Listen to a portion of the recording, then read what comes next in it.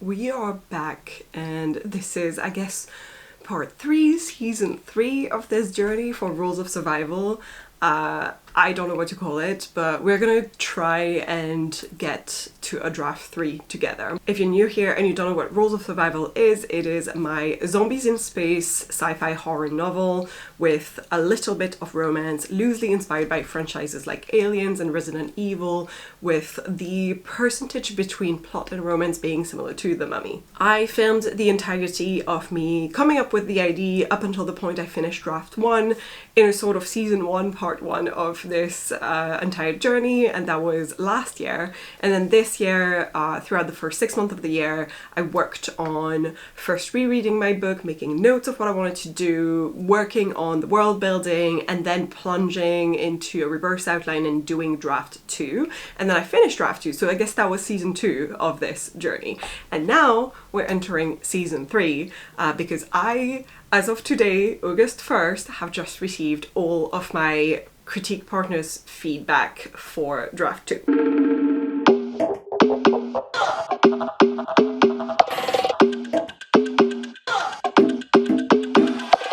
The reason I'm smiling so big and I'm so happy about it is because, first of all, they have been extraordinary critique partners and beta readers.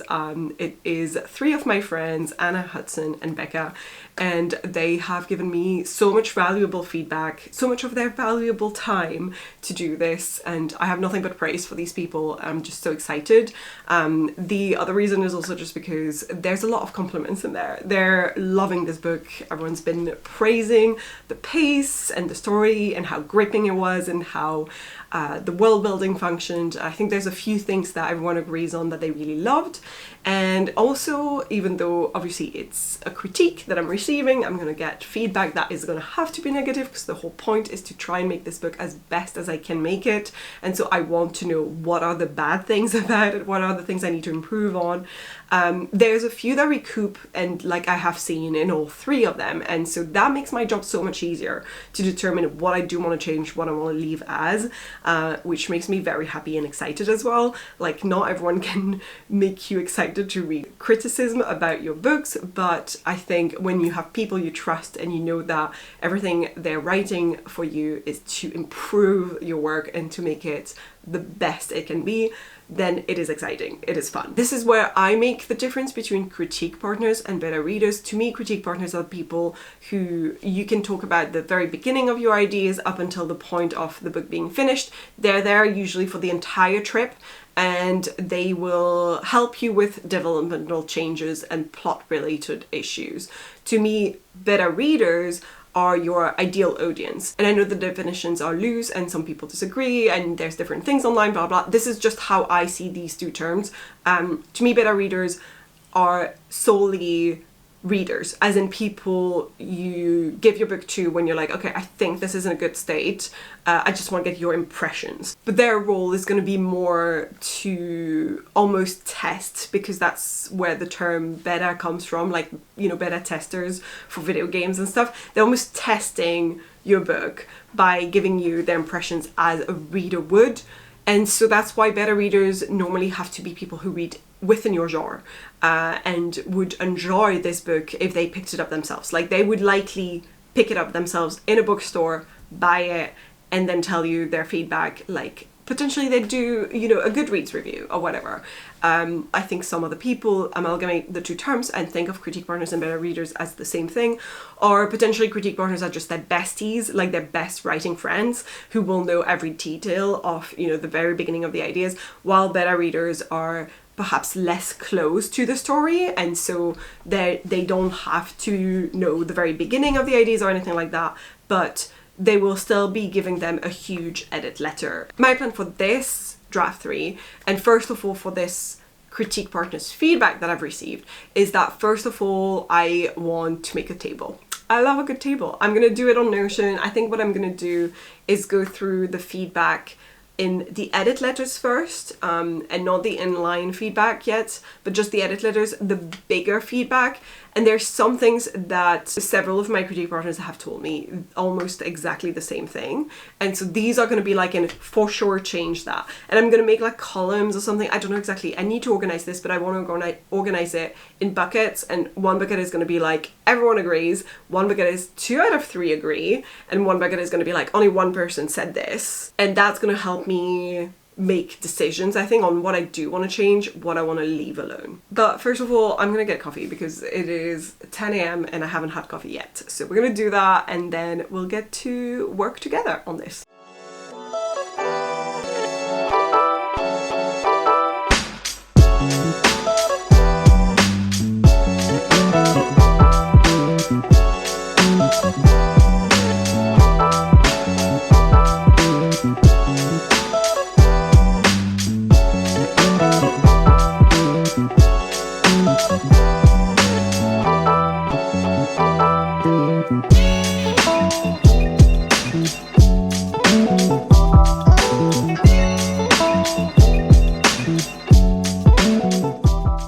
Okay, so I have started sorting through the very early comments I've got from my critique partners' feedback. So I've not done a ton, but I just thought I would show you the system now that I've decided on a system.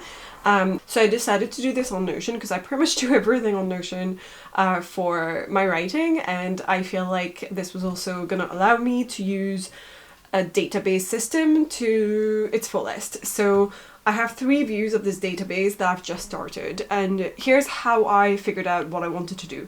First, I knew I wanted to have like a quick summary, like name for each fix or improvement or thing I need to work on, right? So just call it a fix, and this is in this table format. As usual, I did like / and then database, or you can start directly. I mean, I clicked on database and then I clicked inline, and I think the first thing that pops up is a table format, but you can also directly type table and select table view for database.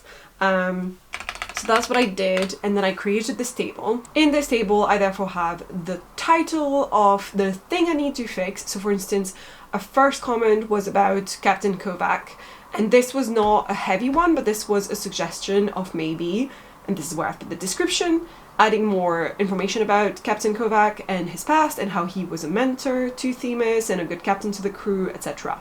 I've put the details of this inside. If I click open, I get to more detail about the comment itself. So Anna wrote something about, she was like, I really would love to see more flashbacks or memories to show this relationship to Themis, which I like as a concept, but I am trying to bring down the word count and not up. And I feel like because this was the only mention of this and neither of the other 2 critique partners mentioned that, I might not do this one. So this is where my 3 next columns come in. So the first one is the number of times this was mentioned. And I put this as a status column. So the property type is status, because that allows me to place it into a board afterwards. And I started with the board, I think, which is why I did it that way.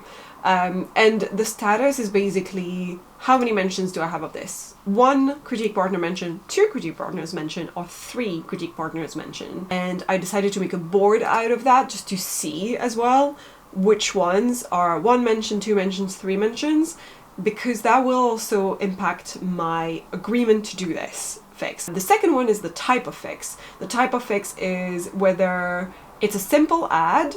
So it's just like adding something somewhere in one spot in the book. That's going to be quite simple. It's like add a paragraph of text, add a line of text, it's just going to be like a one-time thing, and that's going to be so easy to do, right? So for instance, Anna mentioned that she feels like I should expose Themis' plan sooner to explain why she decides to go back to Panacea. So if I open this, there's like a little bit more information about it. I use this as well to write in a call-out format. So all you need to do is / call out, and then you get this like thing, and you can change the icon, you can remove it, you can change the appearance of this and make it like, a different color, etc. I added this to mention whenever there's a quick solution to something and I'm just like, oh, the solution is directly in the suggestion, or it's something I can think of very easily myself and I'll just add a quick call out. But the type of fix is a simple add, and so very easily my decision goes to agreed. I agree both on this would add something, this would make sense in the story to do this sooner, I feel like that would elevate the story, and also it's a simple add. I've got the complex add as well, which I think is the type of change or type of fix that I'm going to use the most, but it simply means it's going to be a little bit more complicated than just in one spot. Like, I'm going to have to go through potentially several different spots to add this mention or add this little element of the story. And then a change is just swapping something that exists for something else. But yes, for instance, Theme is hiding the truth about the zombies. I've put change because maybe she's not going to hide the truth. Maybe she just won't be believed. Technically, I might make this into a multi-select instead of a select property. If I do multi-select, I can add two things, and this is both a change and a complex add or a simple add. I think a simple add because it's changing how early she tells her crew about it, as well as adding more of the legal repercussions and stuff earlier on Earth too, about why she's going to try to hide it a little bit. Because I'm not entirely sure, I've put this decision into agree, but need to chat about it. And this is where I've got my second board. So my third view of this database is another board. So in the board settings, you click on group and you can change group by what. So I've clicked on decision because that's one of the status. You can click on anything. So like it could be types of fix, and then this is using the multi-select thing that I've got. You can group by the times mentioned, which is my existing board that we've got earlier on. I don't know why I hid this one, maybe because there's nothing in there yet, but you can unhide it. But currently I wanted to group this by decision. And my decision whether to do something, not do it, or we need to chat about it, or I'm undecided. For instance, Lovelace's simulations, I've actually kept it undecided, but I know I'm going to do this one because I agree with it, because I already thought of this before Anna mentioned it. So this was another one. If I open this one, there is less reliance from Themis' side on Lovelace to do simulations later on in the book, in the second half, and it bothered me as well, and I mentioned it in a vlog actually because I had reduced it down, and then I was like, oh, I don't know if I've put this emphasis on it enough for it to make sense and to drive home. I've put it in the table here. I want to drive home that the decision for her not to use Lovelace anymore is like her big character evolution moment for Themis, right?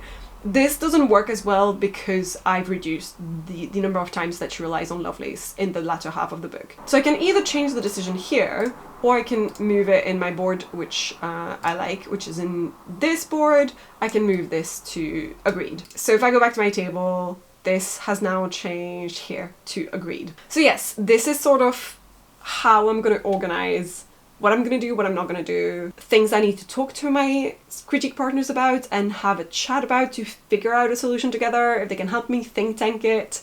Things that I'm like, yeah, that's an easy solution, I'll write it down in the box when you open, the side panel.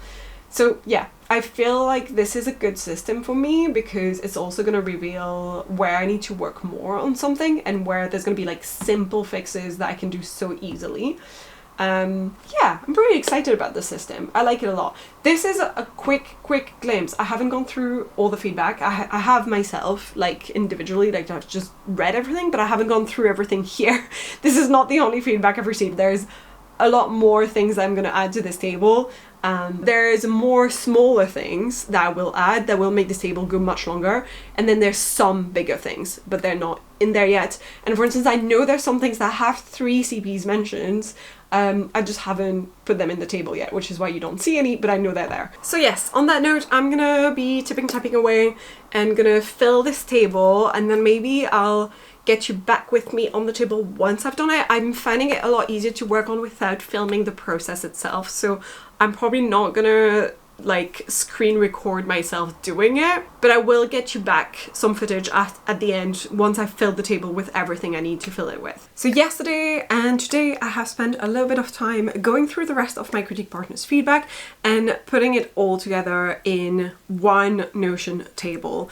And what I did is first I went through everything that was in the edit letters. Not every single of my critique partners gave me an edit letter, but all of them gave me an email. So Anna and Hudson both gave me a separate edit letter, so a document that had the actual edit letter, and Becca just wrote some bits in her email, and then most of her comments were inline in the Word doc itself. And then I put together a PDF including all of the inline comments from all three of them so that I could see it all together.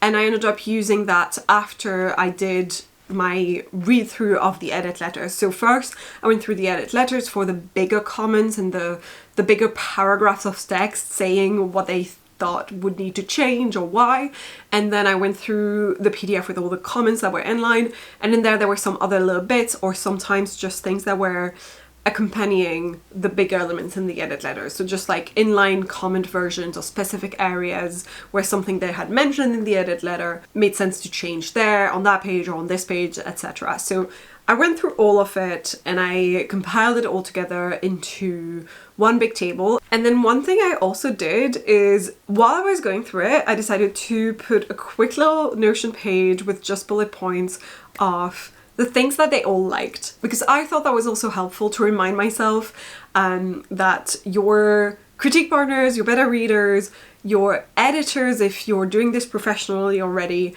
are trying to make your book better, and they already love your book and they already love your writing, and they're your champions and they're there to make it better and make it work and to help you.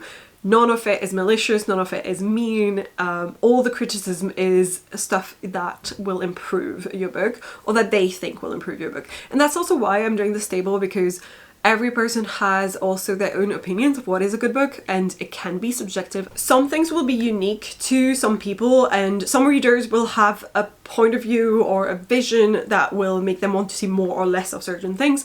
A good example of this is, I know Hudson didn't love some of the aspects of the romance, but my other two critique partners liked it. And so I know that as someone who wants to see a little bit more romance in her books, I want to keep it. And so I'm probably going to ignore that one specific thing. So let me share my screen with you guys and we can go through some of these things. Okay, so I did change one thing in my story Bible for Rules of Survival. I've changed here the titles of some of these columns, and before I think it said writing and then revising, but actually I like to know which draft I'm in, so I decided instead to put together anything that had to do with draft 1 changes, which had like some first aid things to fix and some bigger plot fixes, and my whole big reverse outline database under draft 1, so that I know this was all related to me fixing draft 1, as in after draft 1 was written, so this was stuff that I did to draft 1, if that makes sense. And then under draft 2 I have now kept in there, so I had written this plot holes quick page which just had like a couple of items I noticed in my last reread of the book before I gave it to my critique partners, and I was like, okay, this is a little bit annoying. I don't want to have to go through everything again and figure these out, because there were bigger problems that I was like, I don't know how to fix right now. I am ready to send this draft otherwise. So I just decided to ignore them at the time, make a note of them, tell my critique partners about these issues I already knew about. I've kept my letter to my critique partners, which is mostly the questions I had for them. So when you're working with critique partners or beta readers, it's always good practice to have queries for them, things that you're wondering, does this work, does this not work, I'm concerned about this, I'm concerned about that. So in my letter to my critique partners, I gave them the playlist, first of all, of the songs that I was listening to while working on this book. Obviously thanked them for agreeing to read Rules of Survival, gave them some overarching information, like it's 106,000 words, it has 33 chapters and 1 epilogue. When I was expecting the feedback by, always really important, I think, to give your critique partners and beta readers a deadline. It doesn't have to be a very short one, you can give them a plenty of time. In fact, I think I gave them the book midway through June and gave them up until the 31st of July, so I give them a month and a half to read it, knowing that some of them could only start at the beginning of July, and so I was like, okay, this gives you a month, which I think is plenty. I'm also flexible flexible. So obviously I can then tell them, hey, if life happens and you're like, shit, I have not managed to read the amount I thought I would read within this amount of time, let's extend the deadline. I'll give you another week. Like, that's fine. We're people, you're doing this for free, which is an incredible service you're giving me. So already super thankful. But I think if you don't give a deadline, it's more likely you will never see your book again. And that's just because people have lives and are busy and have other things to deal with, and they'll be like, oh, I'll read this later.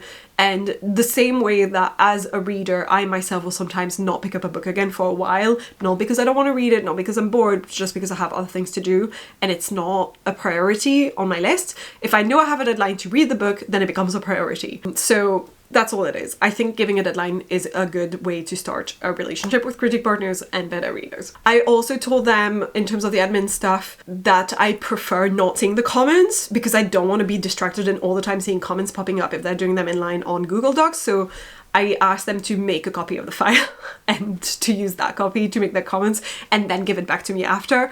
I much prefer that. I know also some people like to have all of their beta readers in the same document. I leave it to my beta readers and critic partners to decide. I personally would not like it myself, and I think I have been in this situation before because I feel like I'd be influenced by other people's comments and I don't want to be, and I feel like that was the same thing for all three of my critique partners. I think all of them are happier just having their own document and not being like potentially influenced by someone else's comments. I mentioned here the plot holes that I've noticed, and I did give them the list of the plot holes because I was like, just so you know, I'm aware of these. And then in terms of the feedback, I would love. So I've told them two things. One is that if there's something that works, please tell me, because I like to also know that things work. It's also a nice feeling. It is reminding you that you're not a terrible writer, even after you've read 3 different, criticism of your book, which is what you're asking for, but sometimes you need the reminder as well. So I like to know if there's something that works, if there's a sentence that they really like or anything, and I leave myself as well little hearts next to sentences that I've loved writing and that I think are beautiful. And Anna, for instance, did this. She left little heart emojis next to sentences she really liked.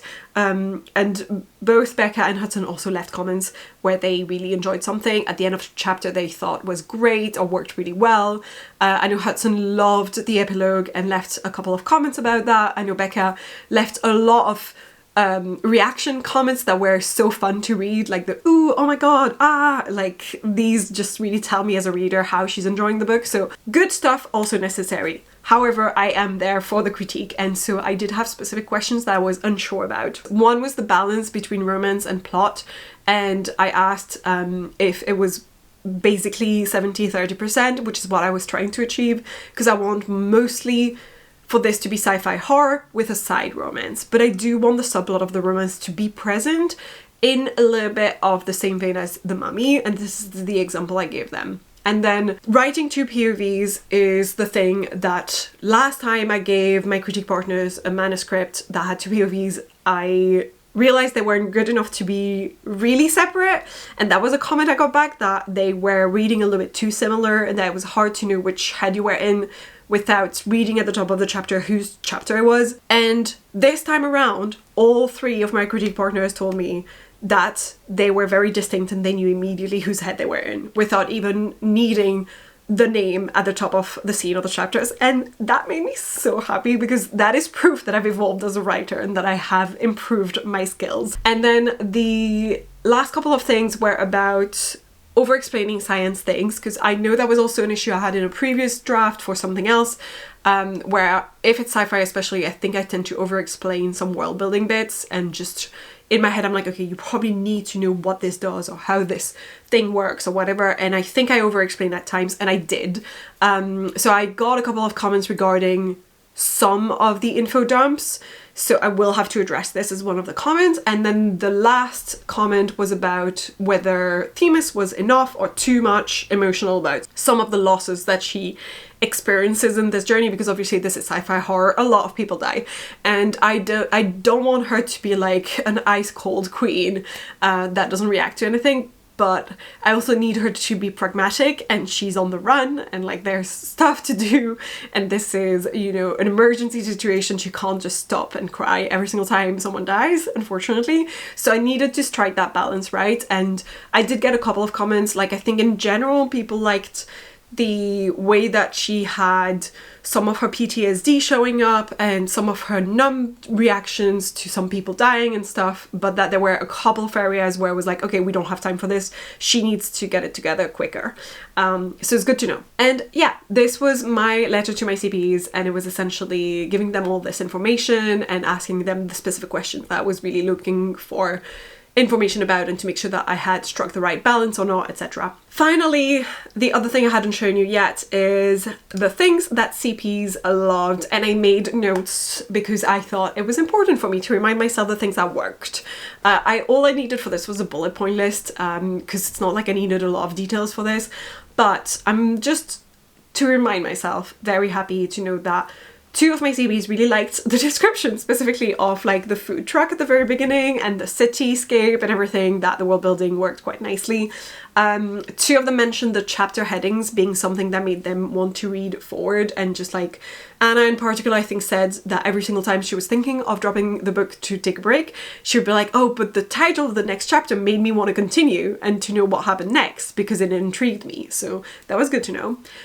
2 of them mentioned the world building bits about there's a disease I made up in the book called FED, First Earthers Disease, that affects my main character, and they really liked the details about that. One of them also mentioned Infinex as a concept of this substance that Vortex is trying to create to cure all diseases. She really liked that. 2 of them mentioned Axel's enhancements being fun little bits. The flashback scenes to the zombies on the first mission, that was something that I think I did well in the chapter where it first happens. Everyone wanting Carson and Jones to die first, that wasn't something they liked, but I noticed a lot of the comments and reactions in line were about wanting Carson especially to die, and that made me laugh. And there was a general agreement about that. All 3 CPs agreed. The pods and the ship needing to cool down was mentioned as like a cool world building detail. There's the graveyard of ships. When that happens, that was a big scene, a big moment for me that I really enjoy writing. And like the meaning behind it, that it means there's a bunch of dead people waiting for them down there. All 3 of them mentioned loving that. The ending of Carson's character, him sacrificing himself and having like kind of a positive ending for such a negative character that everyone wanted to die, and in the end being like, that was a beautiful end to someone you keep wanting to see dead. 2 people mentioned this, and that made me happy because I also really enjoyed making this happen. And then having the last chapter, which I call the Explorers chapter, which is not called an epilogue, but it is kind of a first epilogue. 2 of my critique partners mentioned that specifically and really loving this, and then 1 had some specific comments about loving the epilogue itself. So yes, all of these were really cool things to note. Finally, the table. So this is the final database, the final boss. This is going to be everything that I'm going to do or not do in draft 3. I have classified everything into, again, 3 CPs mentioning, 2 CP mentioning something, or 1 only mentioning something. Obviously this is the longest list, so I feel like these will be priority. I did get 3 specific comments about Themis's emotional guilt and having a little bit too much repetitiveness about that. Beck had some comments. I think I noted Anna had a specific comment about less dilly-dallying, more run to the shuttle please. And then Hudson had some comments about it as well. And I have marked it as something to delete things, and I agree with it. So if I go in my agree to do list, it is in here. In this list somewhere. I think it's this one. There you go. There are some fun mentions and there are some things that I could do that sounded like a cool idea, but I'm not sure. Like for instance, Hudson mentioned she really liked the epilogue, where we have in the epilogue there's a bunch of news bits and news articles, and then like comments of people on a sort of Reddit like forum talking about the things that have been released officially to the public or unofficially to the public, and reacting to the footage that they've seen, etc. And Hudson really loved this and wondered if maybe it could be an opening to the story as well, with a chat forum, to have like a sort of bookend between the epilogue and a prologue. I put in my notes maybe, but where would it make sense? Because I actually quite like my chapter 1 introducing Themis. I feel like a lot of people don't read a prologue. I don't know that I want a prologue for the story. And so I'm like, should it be chapter 1 as it is, then this, almost like an in-between or like a start to chapter 2 and then chapter 2? I don't know. So I am undecided whether to do this because I don't want it to break the flow, which I quite like at the moment. I don't want it to break it too much. There's a couple of bigger things as well. So if I go back to my CP mentions, the other two elements that have been mentioned by all three CPs are sort of the love square, not directly, but indirectly all three sort of agree, I think. So because it's not the love square itself, but the problem that Hudson had with the love square is that it indicated too quickly that Isabel was the bad guy. And I get it, and I kind of feel like she's too obviously the villain and she seems almost like a red herring, and it's kind of probably disappointing when you realize she wasn't a red herring and she was the villain all along. So this is where I agree with the comment.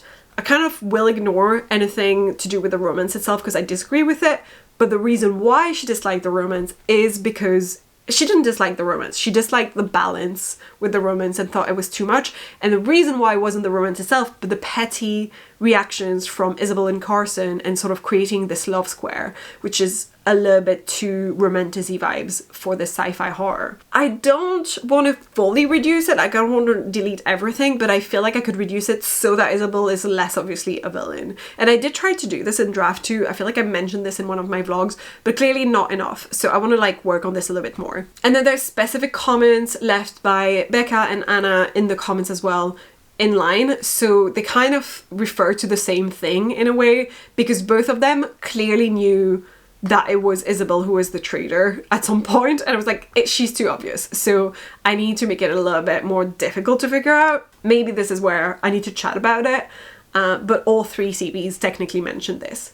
And then the other one is First Earther's disease and the immunity that it gives both Themis and Freddy against turning into the zombies. They do keep this a secret and there's no real reason, and so I need to like work on making more of a reason. I like that Hudson suggested that maybe this society has less trust in people with FED, and I kind of like that as a reason why Freddy and Themis keep it like under wraps for longer. And so I've put it as a potential solution. Maybe the people with advanced FED have symptoms like they become blind and they start hallucinating, and because she's got the strand of hair that is clearly white that she wears like a badge of honor, maybe some people were immediately like, oh, you sew things, but it wasn't real, and so she wasn't trusted for like a bit longer or something. If I go back to my little table, because I do enjoy seeing this as a table format, you can sort of see all of my decisions here, and I can also classify it that way. I think it is sort by decision, and it goes ascending or descending, which I don't actually know what that means. Oh, it tells me here. Okay, so ascending is undecided, then agree but need to chat, then agree, then disagree. Descending is disagree, then agree. Okay, so I think ascending makes more sense, and I can probably change that. So we've got all my undecided here first, then all of the ones I agree but I need to chat, and then all of the agrees, and then all of the disagrees.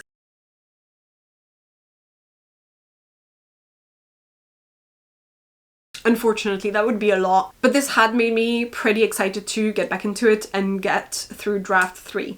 I'm slightly undecided on how I'm gonna go through draft 3 still, because I really enjoyed in draft 2 retyping every single word. I felt like that was really necessary, and it helped with the prose as well, like instantly made it more readable compared to draft 1.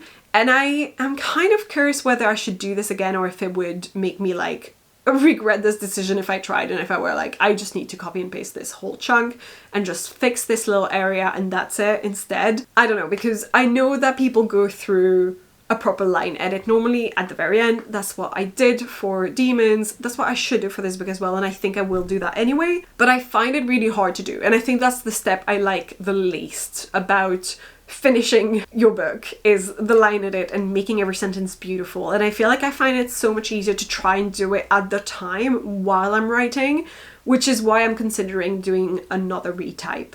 I don't mean a full rewrite, I mean a retype, like literally having the manuscript on one screen and a new blank document, potentially in a new program, because I rewrote it in Ellipsis, and I'm thinking this time I might go back into Scrivener because that will help with the formatting at the end anyway.